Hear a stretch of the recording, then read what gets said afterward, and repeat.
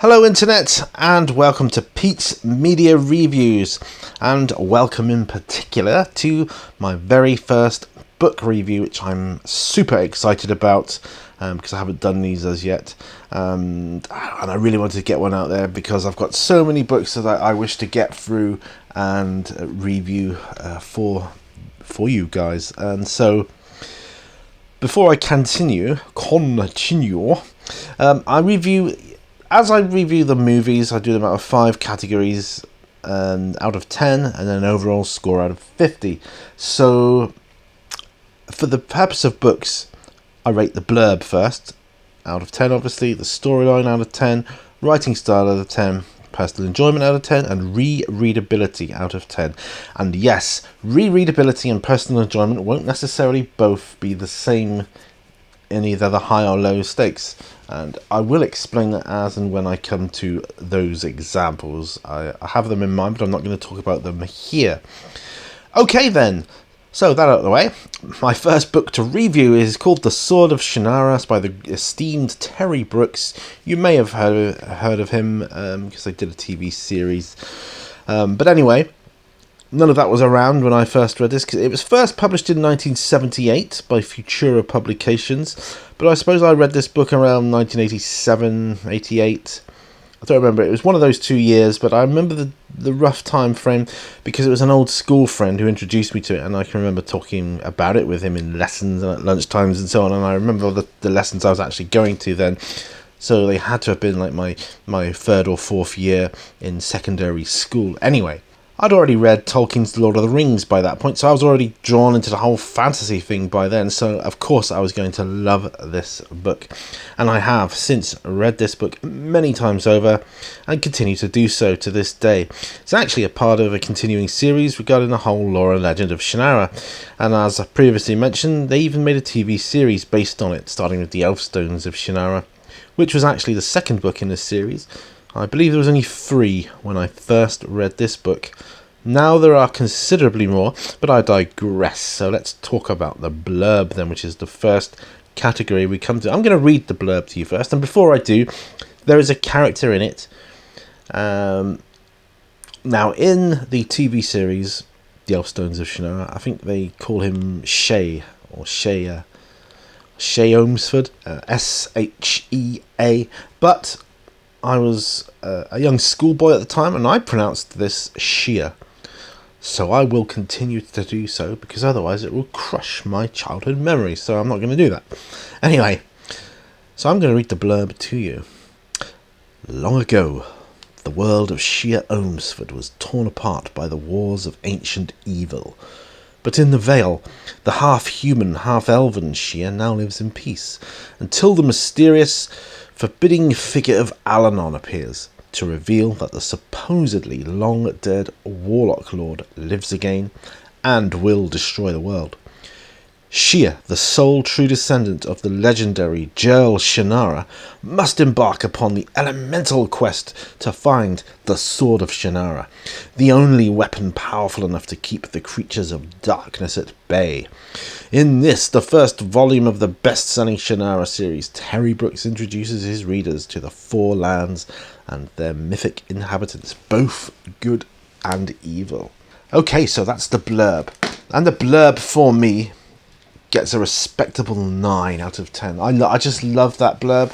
I suppose it's become almost classic to me now, because I've read it so many times over.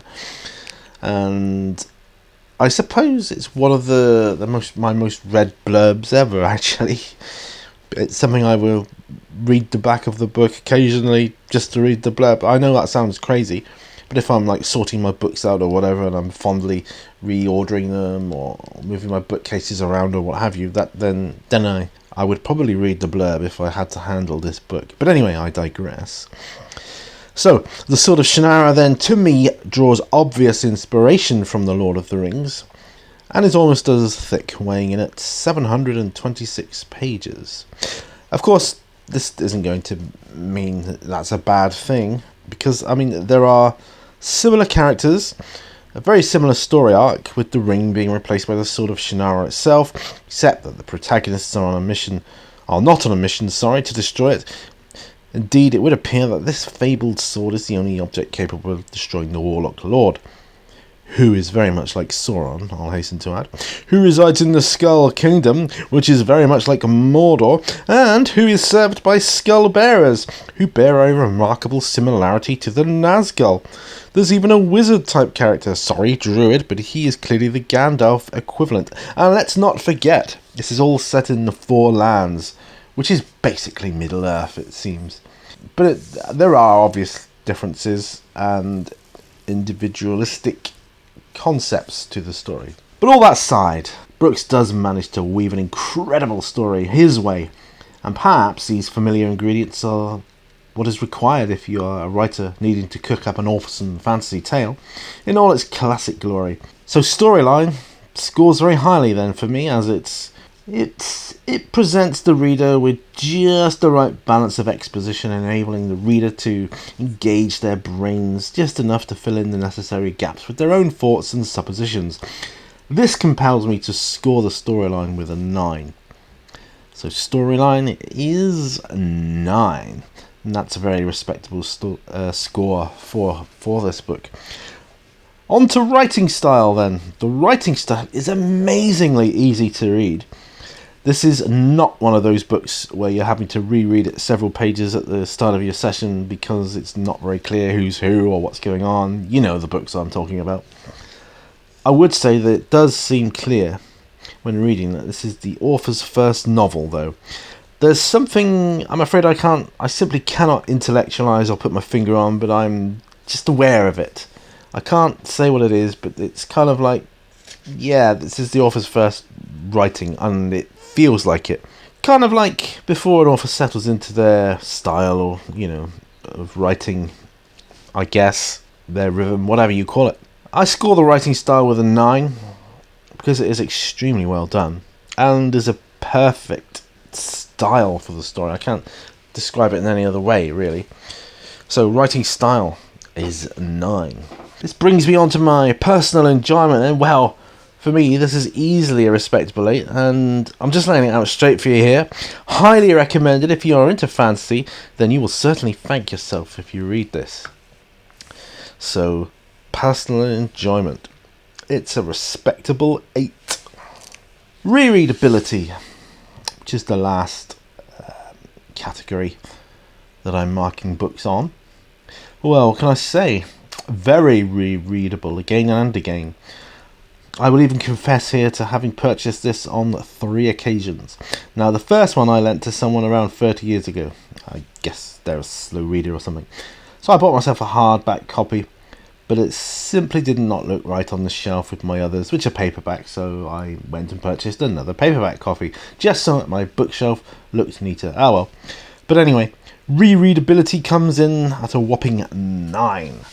So, overall then, the overall score, the final score, the end score, whatever you want to call it, for this amazing book is a healthy 44 out of 50.